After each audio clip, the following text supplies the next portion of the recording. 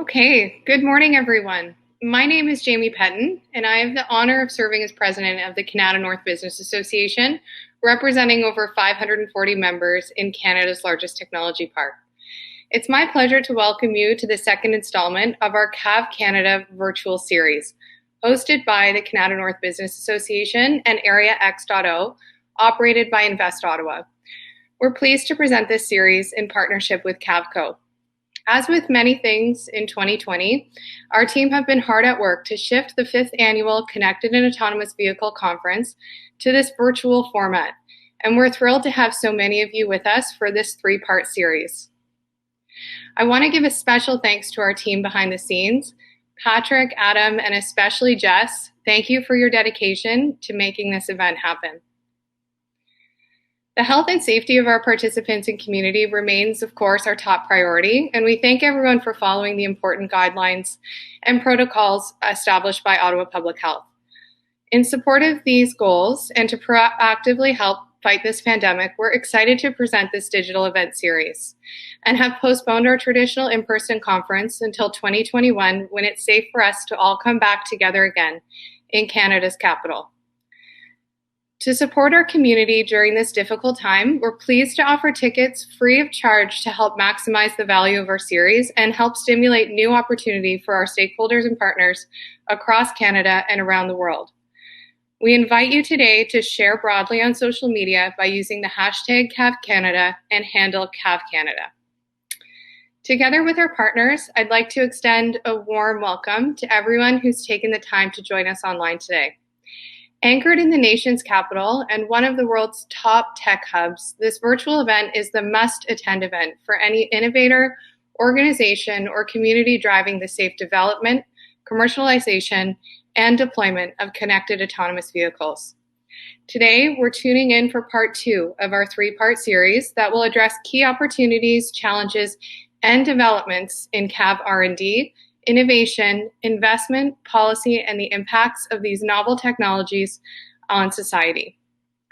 Over these 3 weeks, we'll join you every Wednesday at 11 a.m. Eastern for 2 hours of inspiration and actionable insight, safe online networking, and virtual engagement as a community. We're privileged to bring top leaders from our region, across Canada, and around the world to you safely via this virtual stage. Connected and autonomous driving, connectivity, electrification, and shared mobility create immense opportunity. These innovations offer potential solutions during and beyond the pandemic, and they will play a key role in driving our economic recovery. As you will hear firsthand over this series, there is great momentum and opportunity in this exciting field, and a global market that's projected to reach more than $556 billion by 2026. Anchored by global leader Blackberry QNX, the Canada North Technology Park is home to the City of Ottawa's connected and autonomous vehicles' first public test track, where Ottawa was the first Canadian city to launch testing of an on-street autonomous vehicle communicating with live city infrastructure.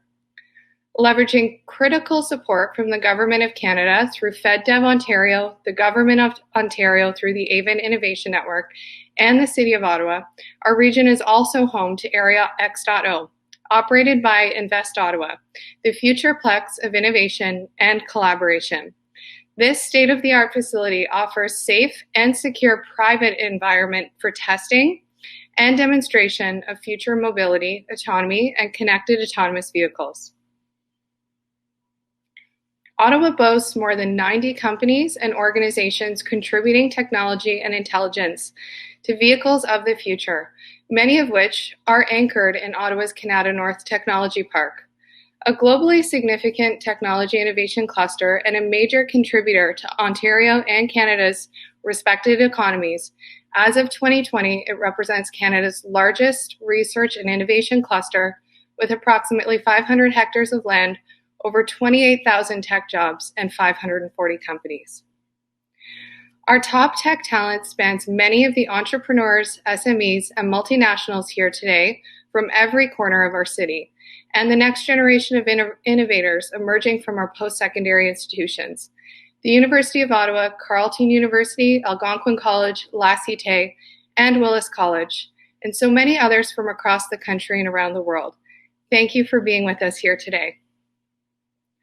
This helps set the context for our second day of our CAV Canada virtual series, as we focus on CAV innovation and investment with a special focus on ecosystem building. Let's take a peek at our program today.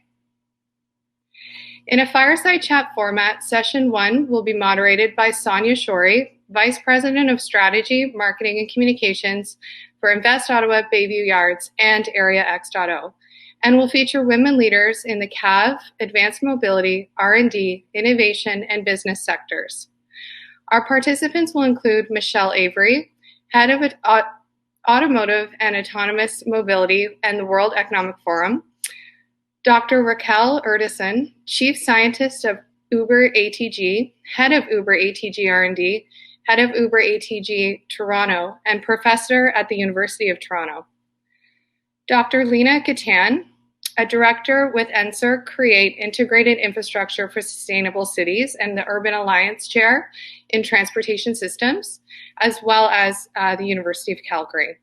And Dr. Anita Sengupta, co-founder of the Airspace Experience Technologies, Associate Professor with USC Vertebrate School of Engineering.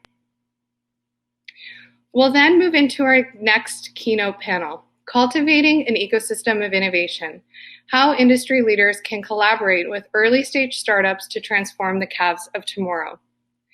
This fireside chat will be moderated by CBC Tech News journalist Manjula Silvera, featuring Blackberry QNX and Canadian startup Trainfo, and discussing their participation in the LSpark Corporate CAV Accelerator program. Founded in partnership with Blackberry QNX, the Blackberry LSpark Accelerator program works with startups who are developing next-generation applications focused on vehicle-connected services and cloud connectivity to the vehicle. Together, these organizations will accelerate the future with game-changing entrepreneurs and technology solutions that leverage and extend the Blackberry QNX embedded operating system. The great content will end today with a keynote presentation by Jim Adler, founding managing director and board member at Toyota AI Ventures. Thanks for being with us today, Jim. We'll look forward to facilitating some interactive Q&As at the conclusion of each session. Please use the chat box to share your questions with us. We'll address as many as we can. You'll have the opportunity to continue your discussion with fellow participants during our online networking session at the conclusion of our program. So be certain to stay and seize this opportunity. Please mark your calendars for December 9th at 11 a.m. for our final session where we'll cover the impact of CAVs on society. Visit cavcanada.ca for additional details, and we invite you to register again today. We're delighted to provide these tickets again free of charge this year, so please follow us, share, and refer others who could benefit from this content. A special thanks to the team at Venue Live for their powerful platform to help facilitate a productive and impactful, stimulating conference experience. So without further ado, it's my honor to welcome our first speaker to the stage, Sonia Shorey, Vice President of Strategy, Marketing and Communications for Invest Ottawa, Bayview Yards, and Area X.0. Thank you so much, Jamie. It's a privilege to be back. So excited to see our second day for CAV Canada Virtual Series rolling forward. And it is truly an honor to moderate our opening keynote panel today. Award-winning founders, innovators, and researchers, leaders driving global innovation and collaboration to improve our world and push the boundaries of technology. World-leading experts in self-driving cars and emerging technologies such as AI, and a former NASA rocket scientist who has deployed technology on Mars. To say that it's an honor to be with this group today would be a true understatement. And it's particularly exciting for me as we have just together with so many members, industry players, and all levels of government here in our community, evolved the Ottawa L5 Connected and Autonomous Vehicle Facility into Area X.0, as Jamie noted during her opening. It is incredibly exciting for us as it builds on our foundation and so much investment, talent, expertise, technology development right here in Canada's capital. and broadens the many types of applications, innovations that we can help bring to bear in a host of sectors that span advanced mobility broadly, smart agriculture, defense, security, public safety, unmanned aerial vehicles, and smart cities. And this has been done together as a community. So the following session that will take place today will be just another example of how we are really working hard together with so many players in our ecosystem to bring all of our strengths to bear and create new opportunities here in Ottawa, across Canada, and with our partners around the world. Today's session is also incredibly impactful and exciting, as Invest Ottawa just 2 years ago established a female founder and women-owned business strategy and subcommittee of our board. Our vision is to help Ottawa become the best city in the world for women founders to launch, grow, and scale commercially successful, globally oriented, and sustainable firms.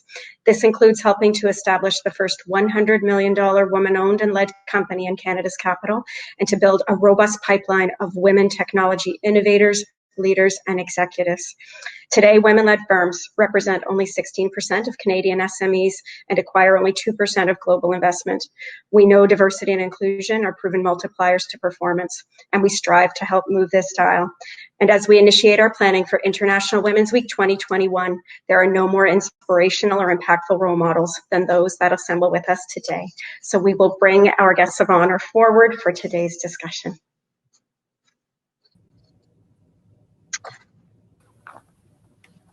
Welcome to you all. We're just going to make sure we bring forward everyone. Okay, marvelous. So welcome to CAV Canada, to our virtual community. It's an honor to welcome you. We are going to begin by inviting each of you to introduce yourselves. I certainly could never do justice to the incredible expertise and experience that you have acquired, and maybe begin by addressing our first question. What are some of the objectives and priorities that you're currently addressing as an innovation leader within your organization? And how do you define and measure success? And perhaps we'll start with Michelle, who's in the upper left of my screen. Welcome, Michelle. Hello, thank you. Thank you to Area X.O and Invest Ottawa. What an honor to be here with everyone. Unfortunately, I've never had the pleasure of coming to Ottawa. However, my dear friend and co-founder of Women in Automotive Technology, Linda Campbell, is from Ottawa. And I've heard from her what just an amazing place it is, not only innovative, but also very beautiful. So a big shout out there. I am Michelle Avery. I'm the head of Automotive and Autonomous Mobility at the World Economic Forum. The World Economic Forum's been around for 50 years with a stated mission to improve the state of the world. And what that means for automotive and autonomous mobility is making sure that it is safe, that it is clean, and that it is inclusive. And those remain our goals in 2021. Right now, we know that there are many aspects of how we move that are broken, whether it's very expensive, polluting, dangerous in some ways. And it's also often unequal, unfair, and lately, often unavailable, especially for essential workers. So at the forum, we believe that we have the opportunity to reset mobility. And that is what we're working on in 2021 to ensure that it is truly safe, clean, and inclusive. We're working on a big project right now on inclusive and equitable mobility, looking at those who are well-served and those who are underserved, and really digging into how do we measure that, and then what are the policy levers that can solve that. So those are our big goals for 2021, along with continuing our work to help define what is a safe autonomous vehicle, as well as how we can also increase the sustainability of the automotive ecosystem through our circular car initiatives. Incredible. Thank you so much, Michelle. You know that we certainly look forward to collaborating with you and your colleagues at the forum. That's a big goal for us in 2021, and certainly bringing you to Ottawa when it is safe for everyone to travel back to us, hopefully in the months ahead. Thank you so much. Raquel, thank you for joining us on behalf of Uber. You have such an incredible background. Welcome to our stage. We would love to hear more about you and about the priorities and objectives you're addressing. Yeah, thanks, Sonia. It's very, very excited to be here today.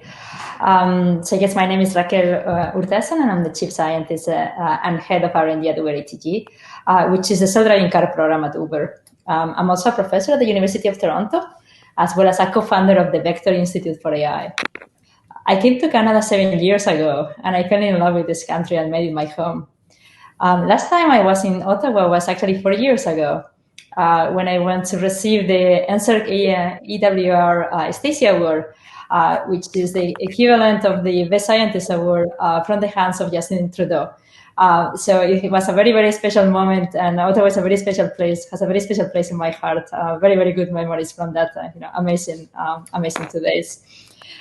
So I've been working 20 years in AI and more than 10 now in self-driving. And to understand a little bit of what we do, basically my team is paving the way of modern self-driving by developing algorithms that enable the vehicle to perform complex reasoning, the same as humans do, right? And also by developing this technology that can scale and generalize such that every one of you can actually have access to this technology, right? Our idea is that to make it really available to the public in any possible country, in any place, because this is a very transformational technology.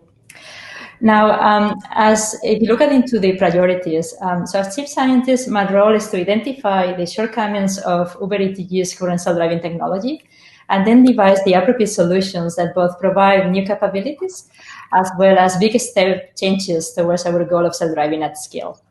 And these solutions require, so when the solutions require true innovation, then basically, then we provide or we create these solutions within the R&D team. And then we integrate this into production with the help of all the different teams within ATG. So this is a very exciting role, as it allows research and engineering to be fully aligned and march towards the same goal. And this is actually something that we almost never see in industry. Now, the other thing that is very exciting is that all this innovation, this R&D team is mostly most of my team is mostly in Canada, and that's something that you very rarely see how respected technology, U.S. Companies where innovation is happening outside of the main country. It's incredible. We were honored to welcome your colleague Inmar to our physical stage here in Ottawa last year, and it will be a privilege for us to bring you to Ottawa. You can trust that we will be pursuing that actively, Raquel, as soon as it is safe for everyone to gather to give you a personal tour of Area X.0. Yeah, very excited to do so once the situation is a little bit better. Wonderful. Thank you so much for being with us. Lena, you are a recognized and award-winning researcher, professor, and network leader at the University of Calgary. It's an honor to welcome you. We would love to hear more about your background and about some of the priorities and exciting initiatives you're working on. Thanks, Sonia. It's really an honor to be here today. So I'm Lena Patton, a professor of civil engineering at the University of Calgary. My research is in the area of intelligent transportation systems. Recently, I'm more focused on emerging technologies in transportation, such as vehicle automation and connectivities. And my team uses simulation model, mathematical models, network modeling tools in order to examine the impacts of these technologies and examine how to manage them to improve the lives of people in urban areas. More recently, I'm really focusing on how the system can provide more fair and equitable systems. When we design future technologies, we should take into consideration everyone using it and even everyone being impacted by it so that everyone can benefit, but not at the expense of others. So, for instance, when the auto was first introduced into our society, we did not look thoroughly on the long-term social and equitable impacts. And today, for instance, someone might be riding the public transit and being stuck in traffic that is caused by other people driving. So this is an example of inequity because although that person doesn't contribute to congestion, but he's suffering the consequences of other people's decisions. So the lesson that we learn is that, like, when we introduce a technology into our society, we need to devise policies and regulate them in order to benefit everyone, not at the expense of another. So this is why, like, we focused on fairness and in the distribution and in the when we introduce autonomous vehicles, and also how to make it more user-centric. And thank you so much. There's certainly a common thread and theme already emerging across our panel, which is incredible with respect to equity. Very exciting to us. Welcome, Anita. You joined us as one of our closing keynote speakers last year. You were a true inspiration to so many of the aspiring technology founders and entrepreneurs. Given some of your recent endeavors, I see that you've launched yet another startup during the pandemic. We will welcome you to our stage and invite you to share some background about the exciting things you're working on. Well, thank you so much for having me at your conference both last year and now virtually. And I too really had a wonderful experience when I visited Ottawa, and you made me feel like a Canadian. So I can't wait to come back in 2021 or in the near future. So my background, for the most part, has been working for the U.S. space program for NASA for about 16 years. And then I decided after that long period of time in the space program, I wanted to shift my energies over to green transportation. I'm also a very active pilot. And as a pilot, I actually have a pretty bad carbon footprint.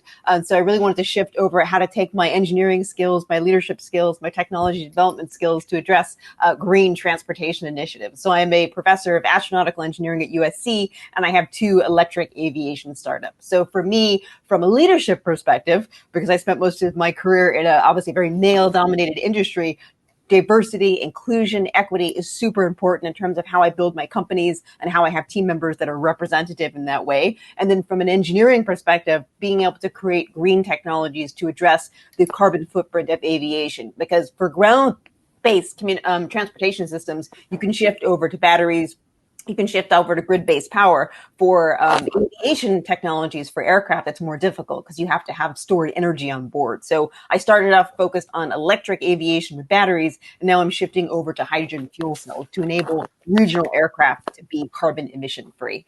So really coming up with a solution for the carbon footprint of aviation is my new focus in my career. Incredible. Congratulations, and thank you so much again for joining us. And I'm thrilled that you feel very Canadian. We welcome everyone here and look forward to building out our collaborations going forward. In the lead up to our panel, we spoke extensively about the challenges and even the opportunities created during this very unique time of COVID-19 and how the pandemic has changed the innovation landscape. As leaders, we would like to hear how you are each managing some of the key challenges and changes in this new world, and what are your predictions once we are beyond the pandemic with respect to CAV innovation and what you believe we might see. Anita, we're going to turn it right back to you, and we'd love to hear your thoughts. So aviation as a sector has been hit incredibly hard by the pandemic. I think it's something like a 90% reduction in travel for business purposes and even for vacation purposes. So this is one where it's a direct impact because people obviously don't want to be in enclosed spaces to transmit the virus. That being said, with all negative things, you do have to look for opportunities. And the one thing that we have noticed is that the carbon footprint, of course, associated with travel has decreased quite a bit because even in Los Angeles, where I live, people aren't driving anymore, people aren't flying anymore. So we can see the direct evidence of reducing transportation, reducing carbon emissions has on the environment and actually has on the quality of our lives. It also gives us a little bit of time to sit back and reflect as to how are we going to be able to make aviation, for example, fewer emissions. So there are a lot of ways underfoot, which is to look at sustainable aviation fuels. And now there are companies like my own who are focused on actually changing the power plant of aircraft. So if we have more time to get public acceptance for these technologies, get investment for these technologies, we can make them happen sooner. So perhaps there's something slightly advantageous about the pandemic and that now we have a few more years of runway to be able to implement and develop these technologies. Incredible. Seizing opportunities, absolutely critical, regardless of the challenges. And we know it has been a very tragic year for so many. Grateful to hear that there are positive signs, particularly in the travel and aviation industry on the front. Lena, perhaps we can hear from you with respect to some of the challenges and changes you're seeing, particularly in the research environment in this exciting space, and what you anticipate will be waiting for us on the other side of the pandemic. So yeah, for sure, the coronavirus disrupted like all aspects of our life, including our research direction. So there are lots of uncertainties around the future of CAVs even before the pandemic, and these uncertainties are being amplified further. So what we are certain of is there's going to be no return to pre-pandemic conditions, because we are all living these experiments and forming new habits. For instance, like remote work and online shopping. And these habits might be taken longer term and might be also impacting how we will travel in the future, when, and even what mode we'll be using. And in one aspect, we see that the pandemic have accelerated some of the major expected impacts of vehicle automation. Some are positive, some are negative. So, for instance, the question of urban sprawl. We all know that, like with CAVs, we are expecting that people might be less sensitive to commute travel. So they might decide to live more in suburban areas. And with more urban sprawl, this means like more congestion. And with pandemic, this trend is being accelerated with more people deciding to telecommute, and even some companies, like giving the option for their employees to work permanently remotely. So this is going to change maybe the decision on where you want to live. And some people might decide to live in suburban areas where they can afford larger houses and work from their home offices. And because of also telecommuting that is happening because of COVID, we have seen the impacts on parking demand and on transit. And these are also impacts that were expected to be happening with CAVs, but these are being further accelerated. On a good note, the more more walking and more cycling that we see with the pandemic. So we have seen a transformation of some city centers for more human-centric activities. And that was one of the other trends that was expected with CAVs in case we were focusing on policies to encourage shared mobility. We were expected to see like some reduction in car ownership and less cars on the road, and this means we can reclaim our city center for more human-centric activities. And with COVID, because the reduction of traffic, we see like some cities, like for instance Canmore here, blocking off entire streets to make them to allow more pedestrian activities, more restaurants, and also more dining spaces. Very interesting trends, and I think that we're seeing some of that same trending in many different parts of Canada and certainly around the world.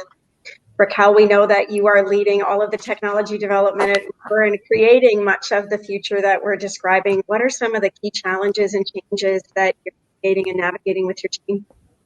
Yeah, so handling a large lab remotely has not been easy. That's for sure. It has required a lot of coordination, and it is not really possible anymore to just call a team meeting on the spot by just gathering the relevant people right into a room. It has been very important for me to have regular checks with everybody in my organization to make sure that each individual is doing okay. For the first months for the pandemic, for example, I actually ping every single employee in my team every single day. And that was, I think, important for everybody to know that, we are here, that despite, all the uncertainty of the world, things are still okay. So despite the difficulties of a pandemic, the team has been making amazing strides towards our mission. And one of the key things that have enabled us to be efficient and very successful has been our investments in simulation that we have done for the last 2.5 years. Which basically had made our reliance on really testing in the real world to be very, very small. And as you can imagine, with the pandemic, that's basically what is most affected. And since, we can just work online, do our jobs, and basically, advance at an equal pace in building that next generation of algorithms. But just looking into the field of self-driving, right? So what the pandemic has shown us is that self-driving is such an important technology. It will enable easy delivery of goods without human contact. And we know that will be, just amazing, right? We could also have a much safer experience when driving people to their destination, right? Right now, we're always hesitant I need to go somewhere, I don't own a car. Is this safe for me to actually take this trip? So if any, I think that the pandemic has strengthened our belief in the importance of this transformational technology and what it's going to provide to the world. Incredible. And that's an amazing segue when we look at what it will contribute to the world. The forum is doing some incredible initiatives, and nothing has slowed down clearly with respect to what, Michelle, you're engaged in despite the pandemic. We'd love to hear from you about some of the challenges and changes that you've been managing with your team at the forum. Yeah, it's been very interesting. We're very privileged in that we have the ability to work from home, and we have the technology available to us. That's sadly not the case for the vast majority of people. And those inequities have become very, very stark. And I think in many ways, they've rejuvenated the team at the World Economic Forum, and my team especially. The work that we're doing feels even more vital and more important. And when we look at some of the trends that we're seeing right now, we know that before the pandemic, the choice of how you move was mostly driven by how long was it going to take you to get there? What was the quality of how you move? What we see now, obviously, is this fear of infection, which unfortunately is driving more people into personally owned vehicles. And that's causing actually an increase in demand and ownership. Used vehicles are near impossible to find in many places of the world, and prices are rising. And this is a great concern, not just because of most of these cars in pretty much every country in the world are internal combustion engine still, even though those trends are changing, hopefully towards cleaner powertrains. They still are internal combustion engines. So we also see a rise in future pollution from this, but we also see an increase in safety. We know that with more cars on the road, the more likelihood of fatalities and injuries increase. And sadly, in the United States, even with the reduction in the number of miles traveled, we're still seeing an increase in the number of fatalities and injuries. So those are some of the things that we feel are very still important to triple down on safe, clean, and inclusive. And some of the big trends that we see coming up are regulatory trends. These are, or I should say, regulation-driven mobility. These are things like congestion pricing, curb management, things about reservations for subway seats, things that regulators can do to actually impact the modalities that we choose. And we think that we're going to see a lot more of that in the future. The other thing I think is really important if we look at equity and inclusivity is there are actually a lot of opportunities for startups and for innovations with underserved communities. Nothing really screams this more loudly to me lately than rural communities. We're doing a lot of work with the government in Japan.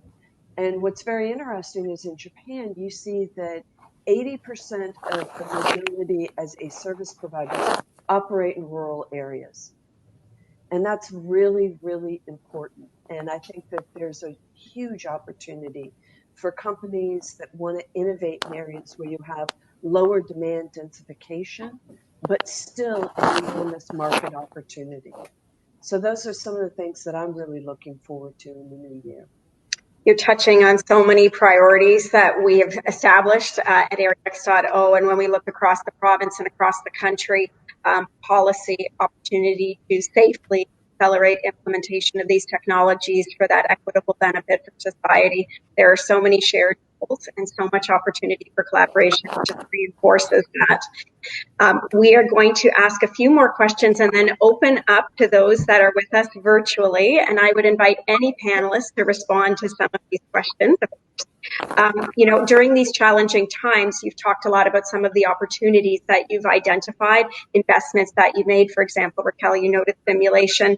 What might some of the key learnings be from the past year that you think our participants might be able to put to work in their own organizations, in their sphere of leadership, or with their team? And I will open that up to anyone on the panel.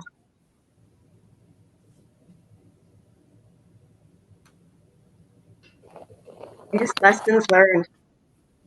I can start. Yeah, so I think one of the first key learning is related to climate change. I believe the pandemic will pass and there will be a vaccine soon. The next major disruption that we need to be ready for is climate change. And during the lockdown, we will have witnessed the great impact of our collective actions in improving air quality and reducing greenhouse emissions. And maybe the answer to climate change might be collective actions, for sure. And we are able to do it. The other key learning is related to providing a more resilient system. So, for instance, during the pandemic, we have seen the vulnerability of our system in providing equitable service. A significant number of our frontline workers do not own a car and were obligated to keep using transit. And due to decrease in demand, transit system could not maintain the same level, which resulted in longer wait and longer delays. And considering what happened, we need to design a more resilient, adaptable, and equitable transit system. One solution is the focus on autonomous demand responsive transit system or shuttle service as feeder service to high frequency transit lines like LRTs or metros.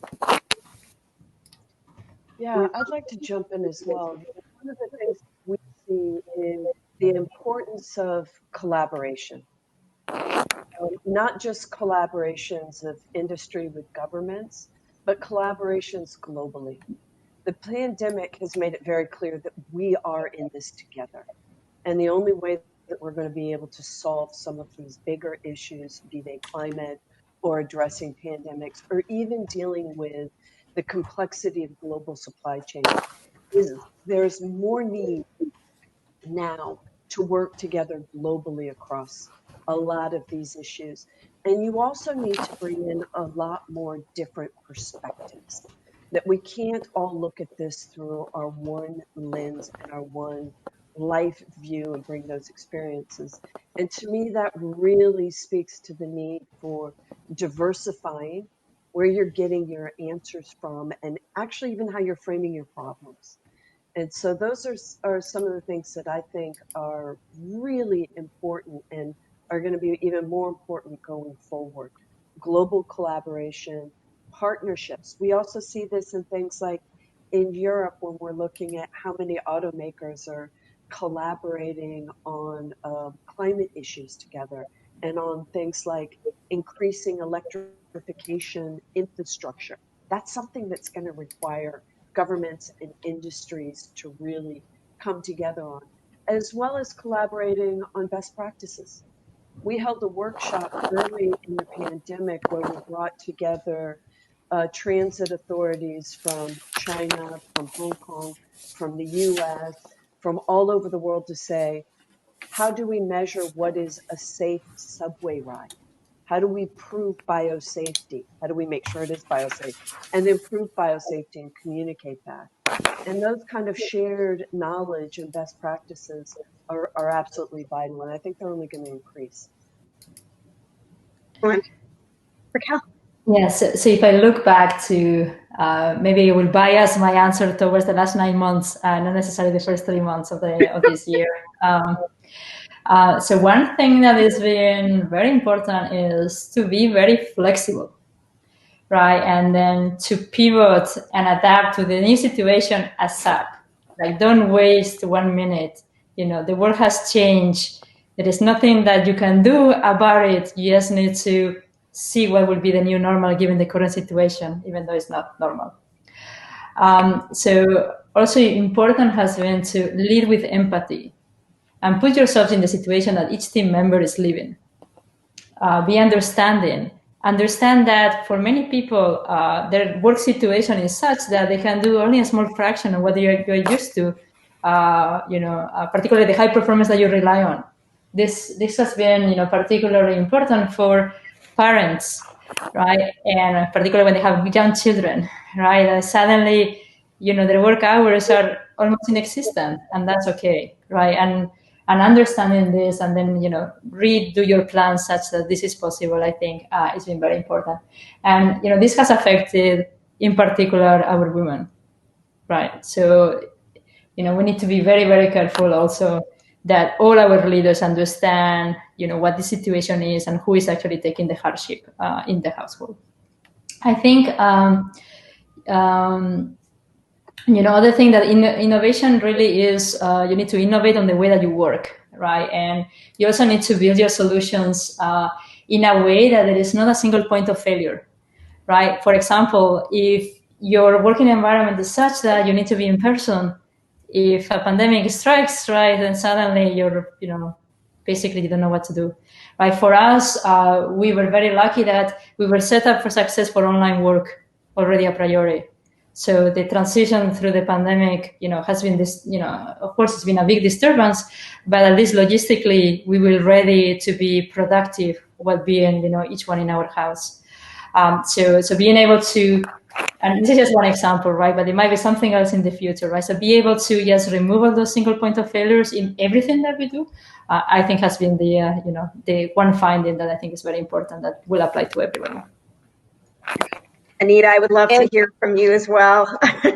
Yeah, so, and to follow on all those wonderful comments, I think the one thing that us as a global society has realized over the course of the last 9 months is the importance of science, the importance of engineering and technology, and the importance of being able to communicate those incredibly difficult concepts. And as a scientist and engineer, I spend a lot of time explaining things to people in my network because they just don't have a background in fluid mechanics and why masks work and why face shields have to be used with masks, for example. And I think if I tap into my younger audience, which is my students, when I put up different research projects they could work on this year, every single one wanted to work on the one that addressed climate change and global problems, as opposed to the cool, exciting propulsion one for outer space. So I think we can see a shift in the way young people are thinking about how they can use science, technology, engineering, and math to kind of focus their careers to solve the world's challenges. So I see a lot of positive coming out of this because people are realizing, as Michelle said, that we're all connected and that they can now take their careers and focus on helping each other.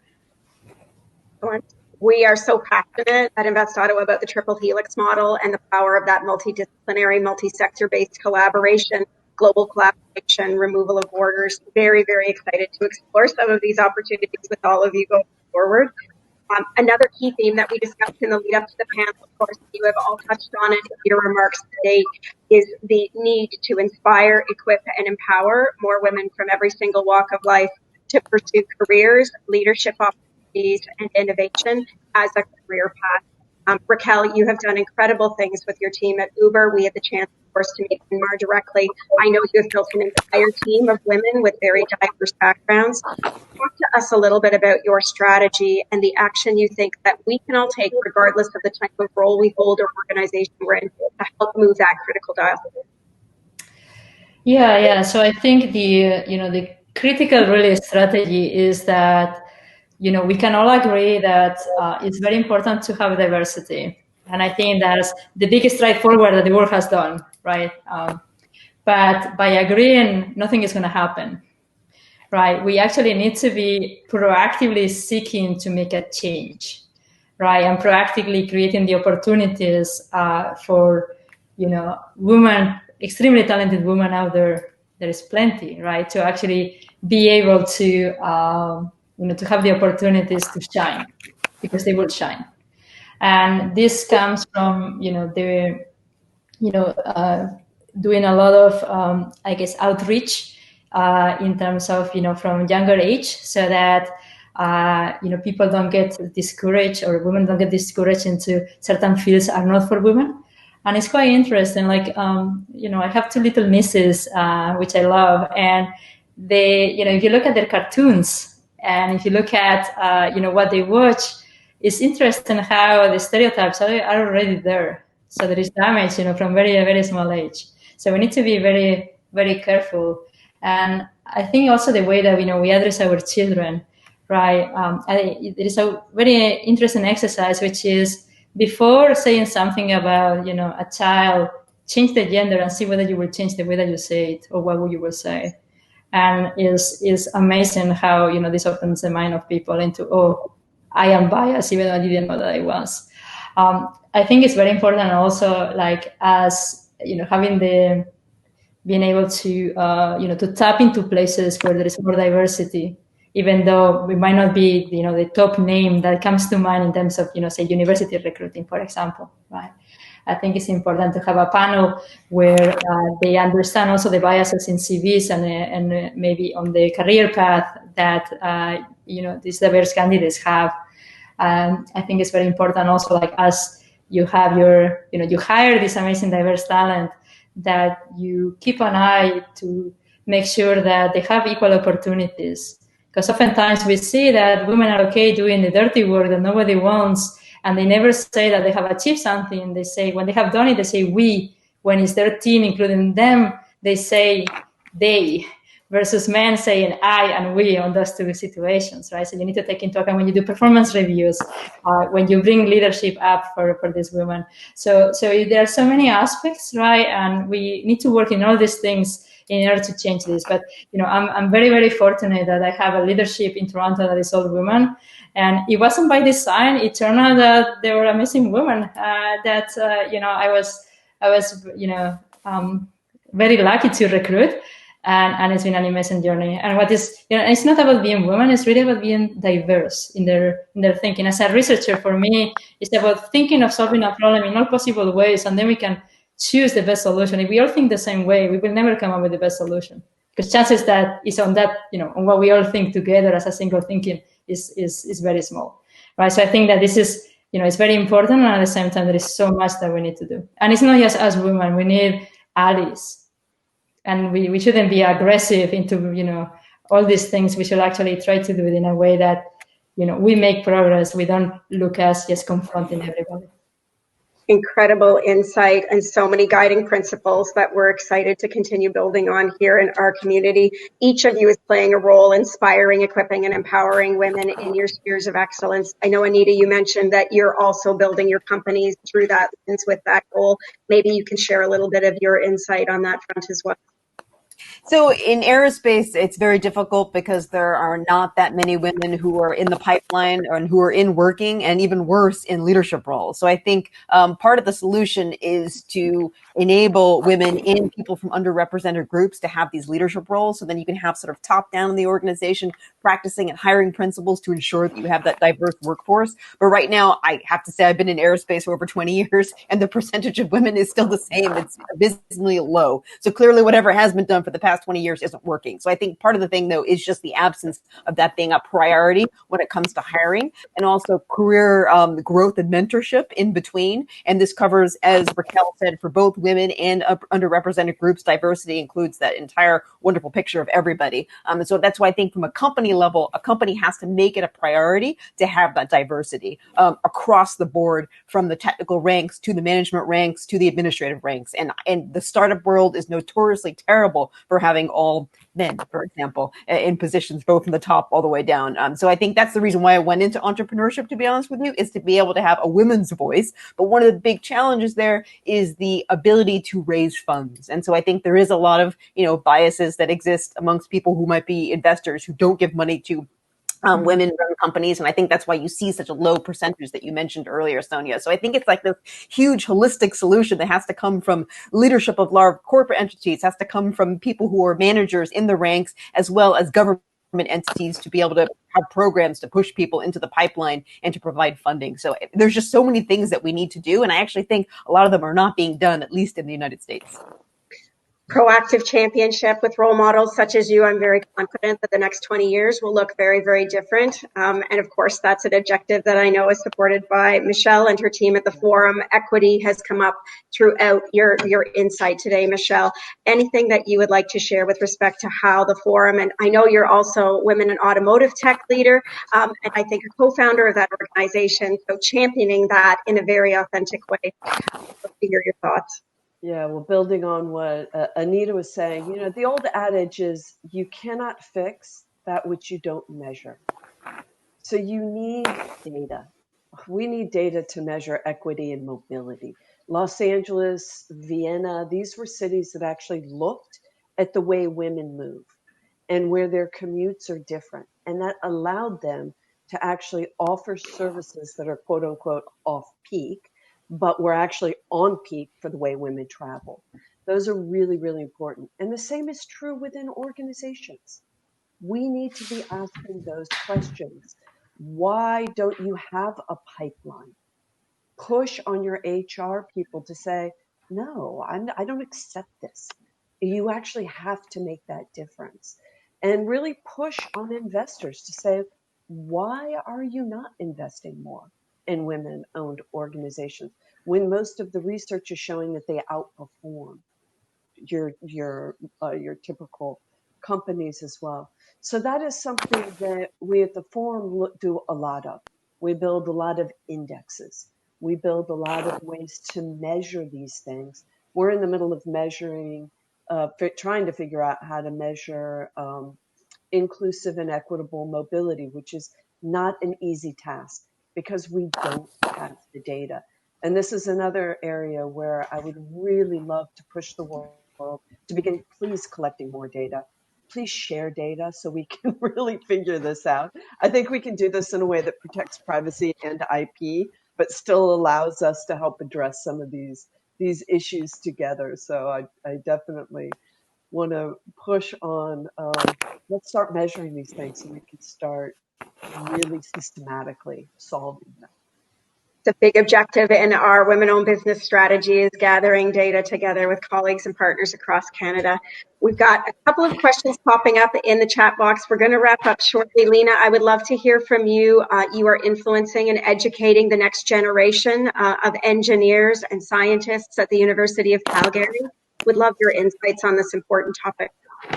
Yeah, thanks, Sonia. So I think all the great things were already mentioned by Michelle, Raquel, and Anita. I would just add a little bit more insights about the workplace culture that needs to be changed.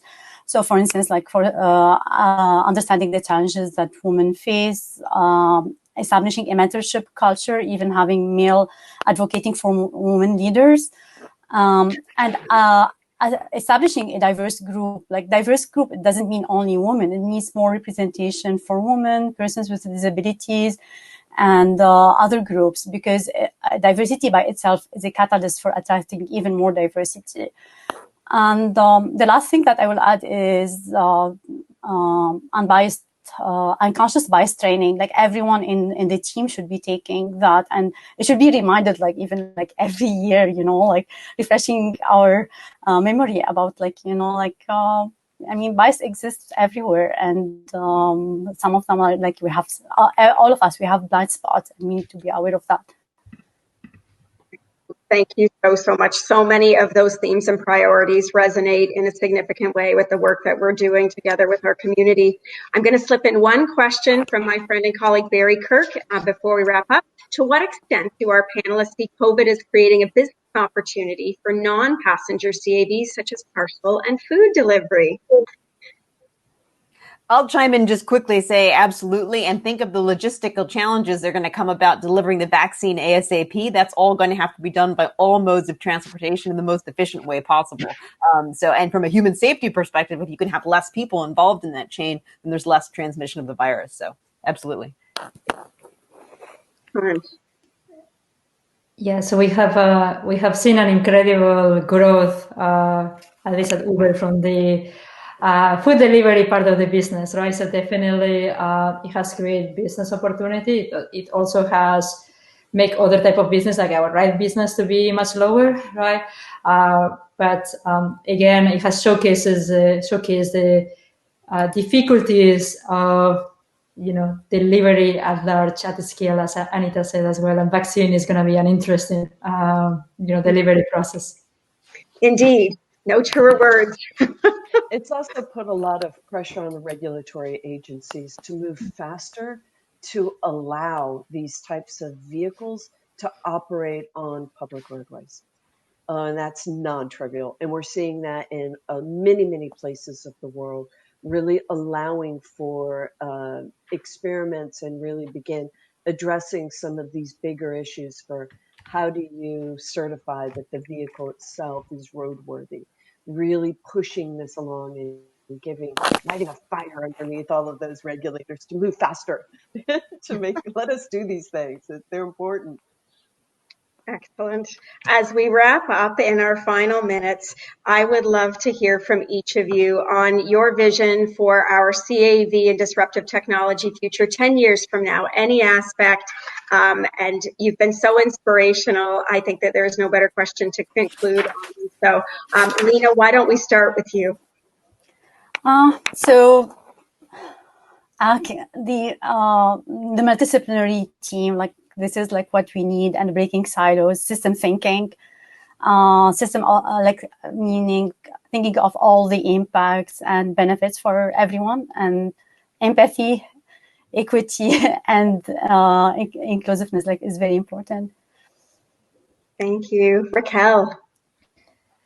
Let's see. So the question is about what they will look like in 10 years. What is your vision? If you could go on. So I hope that we will see self-driving vehicles at this scale, empowering people to move to places, empowering us to do more sharing of our transportation, such that we don't congest our cities. And I'm hoping to see in 10 years that many of these amazing women that are listening to this, or they are waiting to be discovered, will actually be a key piece of that transformation that is going to happen. Amazing. So inspirational. Thank you. Michelle. I'm going to have to push for climate. I'm going to have to say 10 years from now, if we're not substantively addressing our climate issues, this conversation is going to look very different. So I really hope over the next few years, we continue to move to decarbonize as much of our mobility systems, whether that's heavy duty trucking, whether that's air freight, or whether that's light passenger vehicle, light commercial vehicles. I'd really like to decarbonize it through a combination of electric, hydrogen, something that hasn't even been developed yet. And I think coming together, we can really begin knocking down those bigger barriers that are stopping this. Excellent. Very inspirational. And Anita, you have our final insight and takeaway for today. So I absolutely agree with everything my fellow panelists said, and leveraging synergistic technology developments enables faster adoption, lower amount of capital to be raised, and actually can increase the safety by multiple people testing them. So I see a lot of synergies between ground-based transport and aerial-based transport, especially in the context of urban air mobility. And as Lena said, systems thinking is key because we have to have interoperability between those things and perhaps combined regulation on some of those things. But climate change, for sure, decarbonizing all forms of travel is the way to go. So thank you so much. On behalf of Invest Ottawa, AreaX, Canada North Business, and our entire community, thank you so much for your time and expertise today. It was incredible, and we will look forward to welcoming you back to Ottawa, all of you, again, very, very soon. Jamie. Thank you. Thank you. Many thanks, Sonia, and to all of our panelists. Wow, a powerhouse lineup of leaders making a true impact in our CAV industry today and over the long run. It's now my pleasure to welcome journalist, syndicated columnist, guest host, and public speaker, Manjula Selvra, to introduce our next panel. Manjula, thank you so much for being here. It's my pleasure to be here. That was a fantastic panel, by the way. Oh my goodness. Yeah, strong panel. Thank you, Jamie. Good morning, everyone. It's my pleasure to welcome you to this panel on cultivating an ecosystem of innovation by exploring how industry leaders can collaborate with early stage startups to transform the CAVs of tomorrow. And I have the perfect panel for it. John Wall is Senior Vice President and Co-Head of Blackberry Technology Solutions and an integral member of the Blackberry QNX team since 1993. He's responsible for the planning, design, and development of QNX software systems, Certicom, and Paratech products, and the direction of its engineering services programs. Hi, John. Hi, Manjula.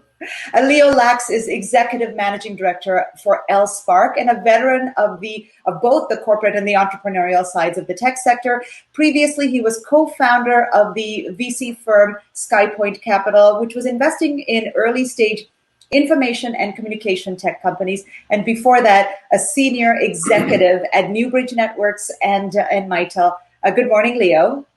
Good morning, and thank you for giving me the opportunity to speak. Oh, my pleasure. Garrett Rempel is CEO of emerging CAV software startup TrainFlow, which is focused on creating a world with safe and seamless mobility at railway crossings, which means a world with no more fatalities and unnecessary traffic delays by blockages. It has already been deployed in nearly 20 cities across North America. And Garrett, good morning. You're going to tell us a bit more about what you do a little bit later. Hi, Manjula. Hi, everyone. Nice to be here today.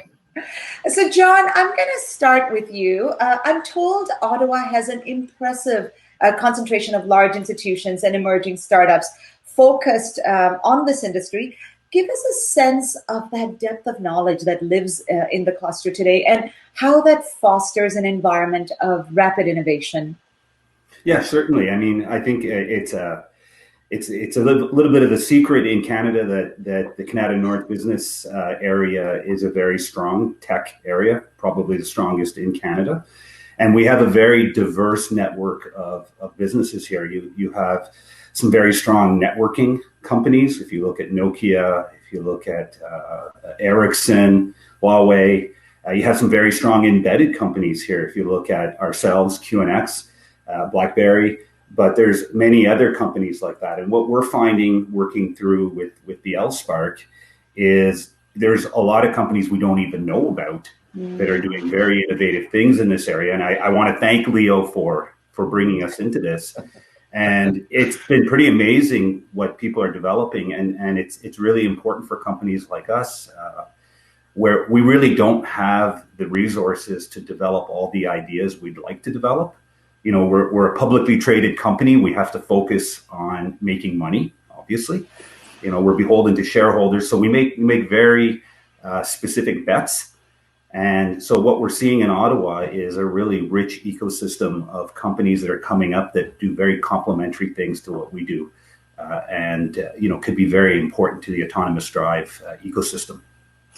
Leo, can you weigh in on that? What is it about Ottawa that makes it the right place for that burst of innovation in the sector?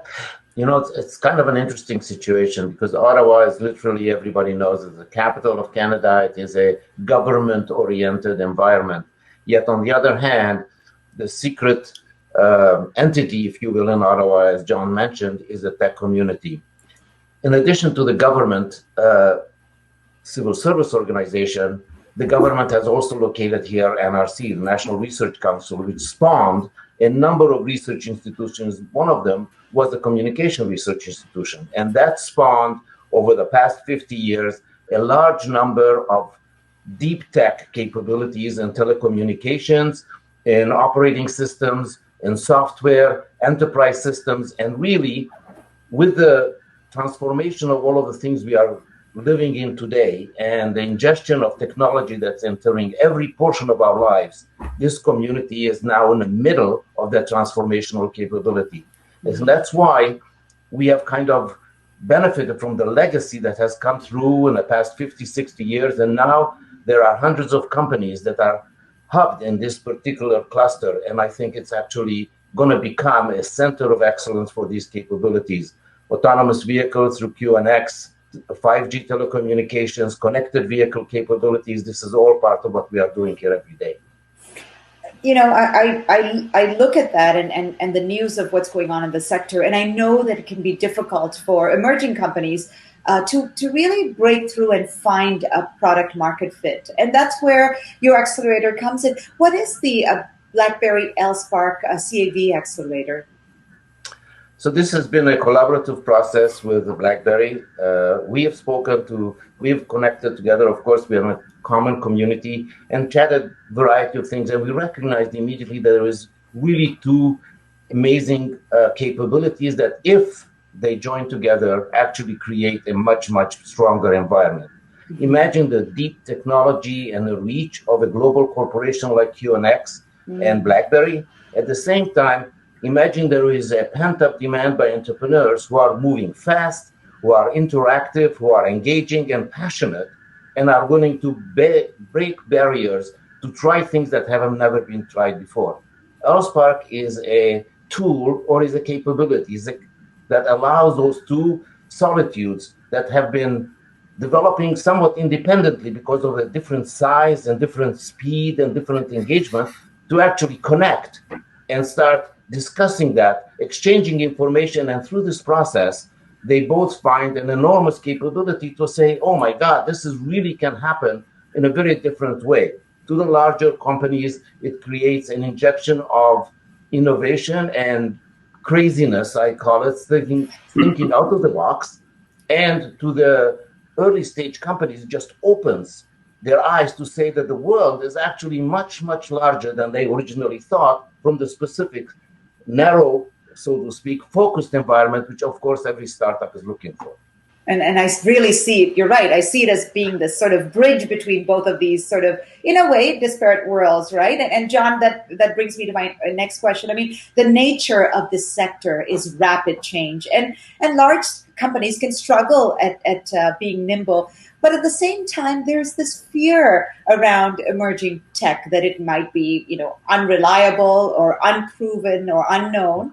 Why has QNX opted to partner with small startups? Yeah, I think that's a common theme, and we've seen that, especially to your point, rapidly developing AV technology. A lot of it spins out of universities. You'll see a lot of startups in the US that have come out of Carnegie Mellon University. Great ideas, great tech, but you're right. A lot of that software hasn't been developed with safety in mind. So there's a functional safety standards that are very critical to anything that controls a vehicle that's life critical. But we don't really worry about that. It's the ideas that we need, the great tech, the great thinking, young minds, new ideas. As a more mature company, it's our job to take that software and to help these startups kind of re-architect their software in a way without losing the ideas and continuing innovation, and inject a little bit of that reality of, okay, you need to develop according to this process because this is how the software has to be delivered to be reliable and has to be safe. They don't love it because there's a sense of slowing down innovation. But as anybody who's been involved in safety, or in autonomous drive knows that these are very big barriers to getting into the market. And that's something that we can bring to a lot of those startups. I'm going to put that question to Gareth in a bit, whether he loves that kind of feedback. But, talk to me about that secret sauce. Like, what is the secret sauce within the dynamic of the Accelerator program that makes it work for both the startups and QNX? Well, so first of all, go ahead, Leo. No, go ahead, Leo. Okay, I would just say that there is no really secret sauce. We did not invent anything specifically. What we are doing is we are benefiting from two trusting entities who want to work together towards the common good. We have the technical skill, expertise, and experience that comes from the QNX team, who have actually given us access and said, you can talk to us. And we have been able to recruit young companies who are willing to take the risk and start engaging with QNX and exchange and say, look, we have this new idea and here's how we're going to implement it. And what we are doing inside the LSpark cocoon, putting it together, is actually forcing both of them to actually make a proof of concept implementation of that idea, so that it's not just a PowerPoint presentation of something interesting, but actually reality. In this case, give you an example. In the first cohort, we had a small company out of Edmonton who was working on developing special software and technology to identify emergency vehicles coming along the line. As you know, you're driving along, the siren's coming behind you, don't know where it's coming from, and you may get hit to potentially create an accident. They developed some technology to do that. Now, the technology was amazing, interesting, developed out of a university, working very well. The difference was with QNX, we were able to actually go into the garage in the R&D facilities at QNX, actually take those microphones and software and technology embedded into a Jeep that QNX had in the garage and allow somebody to drive this embedded vehicle in real time over, in fact, turns out over the L5 test track in Ottawa, and actually figure out how it's actually going to be used, what are the issues, and allow the company, the younger company, Soltaire, which is Soltaire out of Edmonton, to say, now to actually do this, you now need to figure out how you are going to create this, embed it, put it together, what are the issues required, how is the software has to be implemented, which is what the team at QNX helped us to do. And you know what, I can imagine that would be a tremendous amount of help, because this is, it's not the easiest space to break into, right? That we can put that. We can say that firmly. And Gareth, I should get you to weigh in. Let me start off with asking you what Trainfo is. What are you building at Trainfo? Yeah, thank you. Yeah, so I'll start maybe with the problem that we're solving. So when trains move through rail crossings, generally two things tend to happen. One, people get delayed and accidents happen. And so here's a statistic that often surprises people. In North America alone, every 3 hours, someone's hit by a train, and every day somebody dies from these accidents. And so what Trainfo is doing is we're building a rail crossing information system that can prevent these delays and these accidents at rail crossings. Specifically, what we're doing is we're predicting traffic delays at a rail crossing up to 30 minutes before a train arrives, and sharing this information with others. And so today, we share rail crossing information with three types of users. First is drivers, road authorities, and then first responders.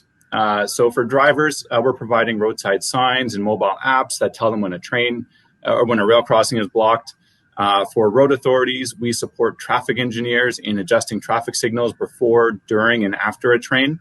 And then for first responders, we provide a live map that shows when crossings are blocked to help them arrive sooner. So that's really everything that Trainfo is doing today. And on the surface, it might not look like this has anything to do with connected and automated vehicles, but actually for us, it has everything to do with that.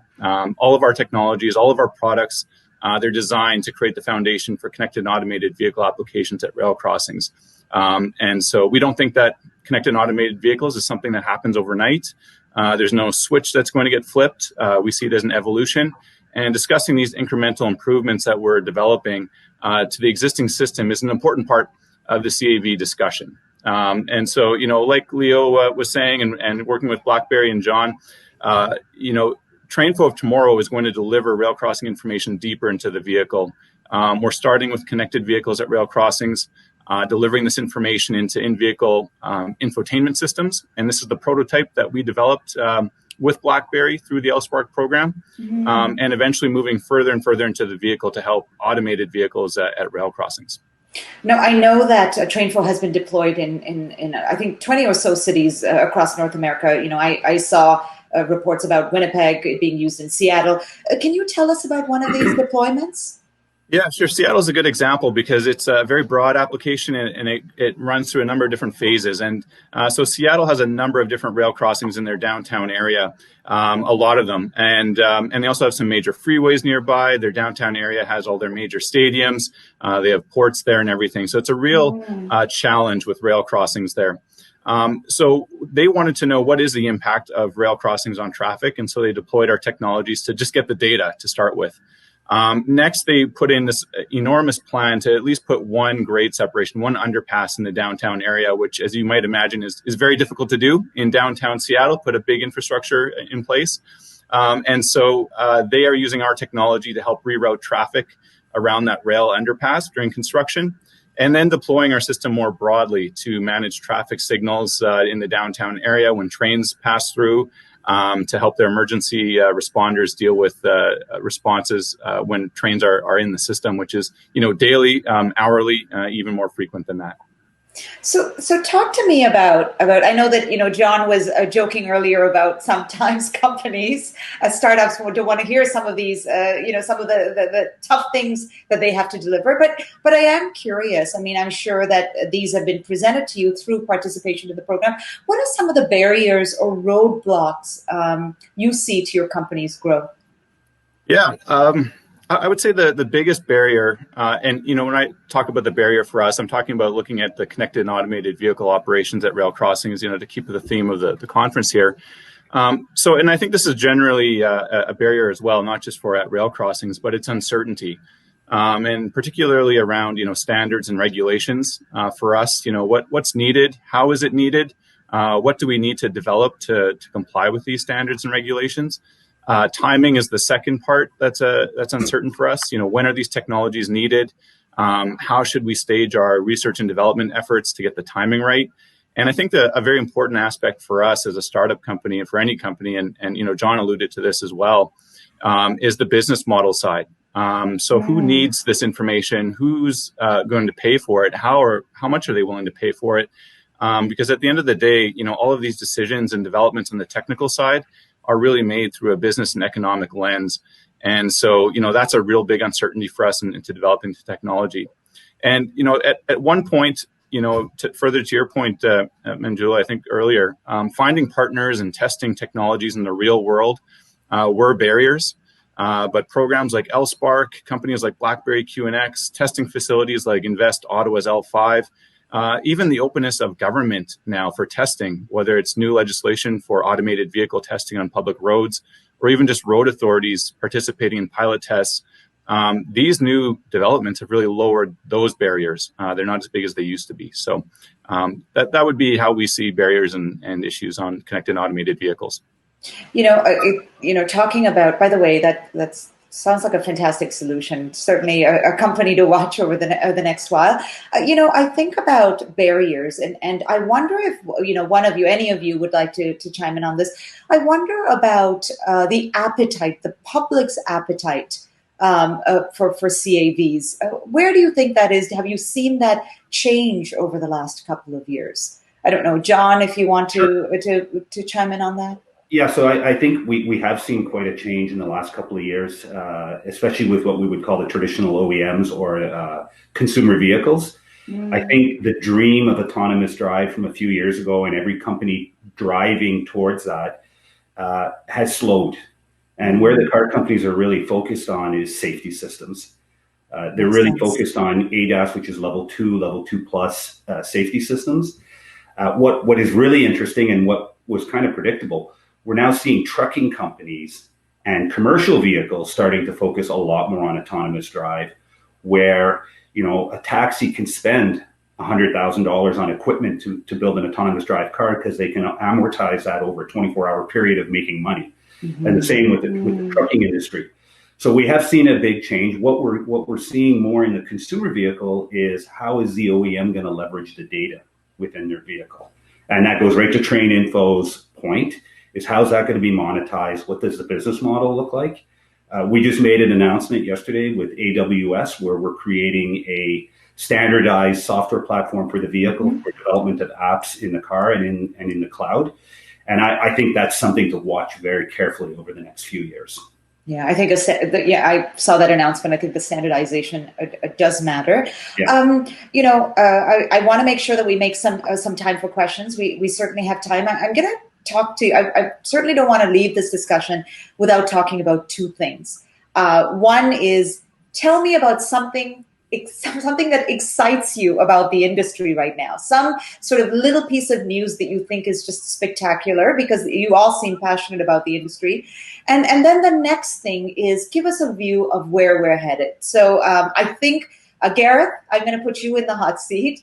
Tell me about, sort of one thing that excites you in the industry again, and give us a view of the future, like where you think what that looks like when you put on your glasses. Sure. Yeah. Something that excites me is the announcement that John just mentioned.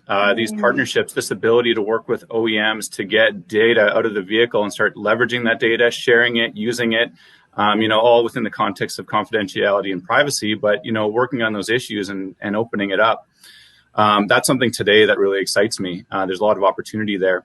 When I think about where we're headed, my vision for the future of transportation, it involves subscription-based, on-demand transportation that integrates driverless and electric vehicles like buses, cars, etc., and micromobility options like scooters. And I think we're headed for a future that can eliminate human error from the system. And when this happens, we will have a transportation system that can start approaching 100% efficiency, 100% safety. And what excites me about this is the possibility now to democratize transportation, where everyone has access to the same level of safe and convenient mobility. So, that's, kind of what gives me a lot of motivation to do the work that I do and to see that type of future comes about. I don't know when, but I can see a path to that type of future. You beat me to that. I was just going to ask you when, but yeah, I can understand that is we're talking 2 decades. What do you think? What's something in the center? I would not want to put a time frame on it. Looking anything further than 3 years, 5 years, it's so hard to predict the future. Who knows when this could be, but we are talking years, and but it is a process, and we're happy to be part of it. Leo, what excites you about the industry, and give us a view of the future that you're envisioning? This is a very interesting environment. Imagine now the car is no longer a vehicle for just transportation. It is an information repository, as a collection system for information, as well as a computational engine on wheels that is accessible to everybody who's near it, that is connected to the rest of the world, the clouds and the internet and all the other things, and allows now this person who happens to use it, or the company who happens to engage in it, this amazing capability to actually not only just go from A to B, but actually use all of the necessary environments around them to maximize the experience, the capability, the opportunity, as well as the monetization of that. So that's, and what it does to me specifically, it's interesting because it puts together two of the technologies right here in Ottawa right now, which is the evolution of the next generation networks called the 5G networks, which are also being developed right here, and this mobile edge computing system that happens to be called a car, that has wheels on it, and provides not only transportation, but also is the information engine for all of us. I think that is a connection, the capability, a kind of an unintended, if you will, collision that I think is going to spark some amazing new capabilities. Yeah, I see that. It's almost like I can see sort of this Venn diagram forming, and at the intersection, the possibilities here. John?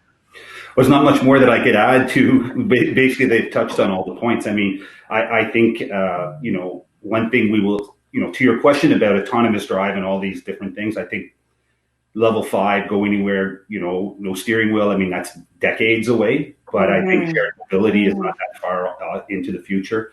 What gets me excited about what we do is that we're going to be helping the OEMs build cars that don't have accidents, and that we create a much safer world on the road.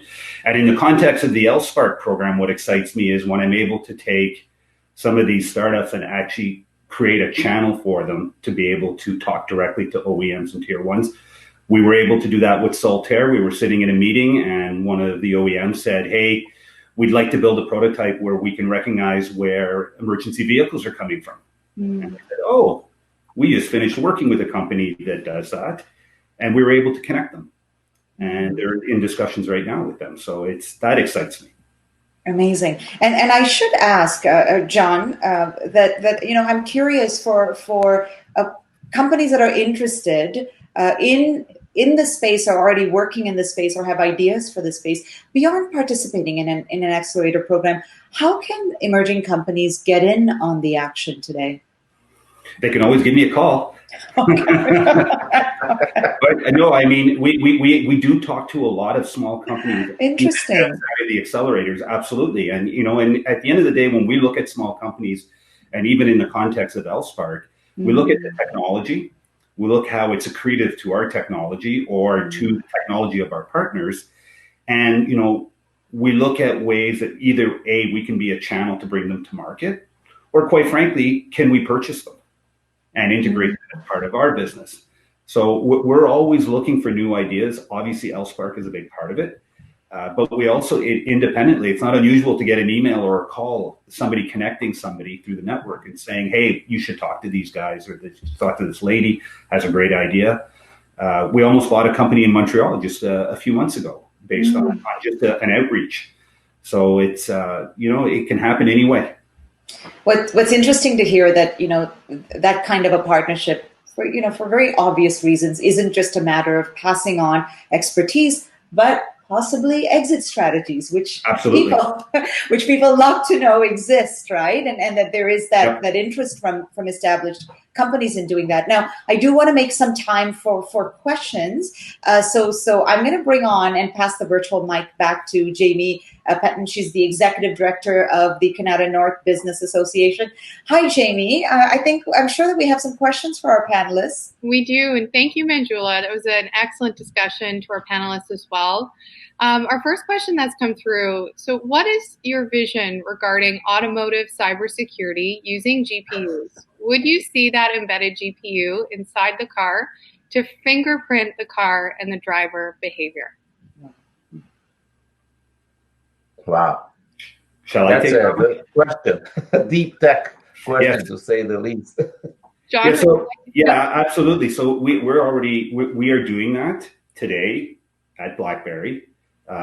We bought a division. There's a new division of Blackberry called Silence, which is out of the US and does machine learning to do AV software, so antivirus software for PCs. But they also have a thing called Persona, which we have prototyped running in the car, where you can, based on a bunch of inputs from the driver, whether it's how they accelerate, how they steer, how they brake, that we can identify who's driving the vehicle. We can identify if that person's intoxicated. We can identify a lot of properties about the driver. Now, it's not necessarily being accelerated on a GPU because it doesn't require it. But I mean, if it was an NVIDIA Tegra part that was in there, then it would be running on the GPU for machine learning. But so that's definitely areas that are being explored. I think if you look at companies like NVIDIA, they are using the GPU to do cybersecurity within the vehicle. Yeah, and I would add to that, certainly this isn't directly answering the question, but it's cybersecurity from the public infrastructure side. And I think that's also a critical piece is that, if the infrastructure is not secure, it's probably not going to communicate with the vehicle, and you lose a lot of functionality and potential if your infrastructure is not secure as well. So I would add that to the thought process as well, that really do need the public agencies to have a secure infrastructure system.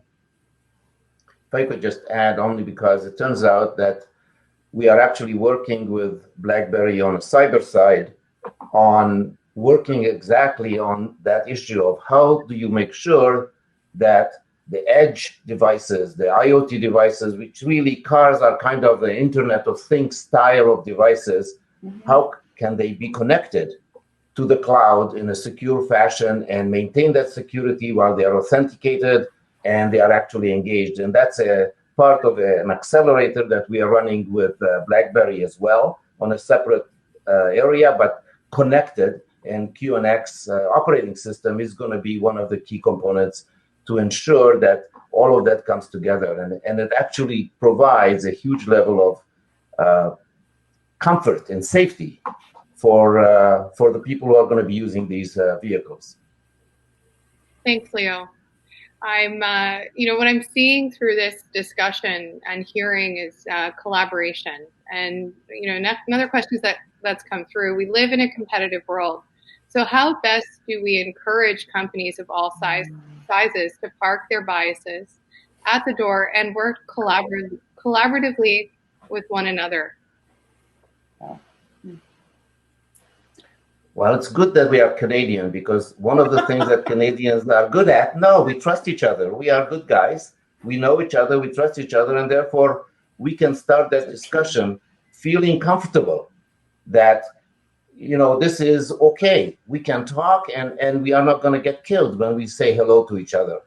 And I think that's part of what I think the combination of QNX and LSpark has shown, that you can do that, and we can do that without breaking anything, without, in fact, actually adding huge value to both. Yeah, I think to that point, Leo, even in the industry, when you worked with a tier one or an OEM, you were very much treated as a supplier. I think the complexity of the systems that we're looking at moving forward, that model doesn't work anymore. It's slow. I mean, the OEM will tell you that you're their partner until you miss a deadline, and now you're a supplier. But it's the narrative is changing within the industry. There's a view that there has to be more collaboration. The systems are just too big. They're too complex. Nobody can do them on their own. The models are changing. The OEMs understand the value of software within the vehicle. So the old paradigm of giving a requirements to a tier one builds a box, it gets sent to the OEM, that's gone. That's becoming much more collaborative. Tier twos are working with OEMs. I think Gareth would see that as well in his line of business, that it's no longer the strict supplier model of the past. Yeah, I would totally agree with that. And you know, partnerships, collaboration, that's actually at the heart of what we do. We, as a startup, our perspective is we're not doing any of this alone, not at all. And so we have to find people to work with. We want to share best practices. We want to work together with people. And so, and that's been our experience as well, is that we've encountered a very open community to that. We haven't really come across a lot of really divisive competitive relationships at all. It's been very open, very collaborative. And like I mentioned, it's just core to anything that we do, and any type of success we'll have will depend on partnerships. So we're very open to that. Well, and I think building on these comments with regards to collaboration and into the next question, in order to accelerate deployment, we're going to have to work quite collaboratively as an ecosystem together. Waymo's recently announced this truly driverless taxi service with a no safety driver.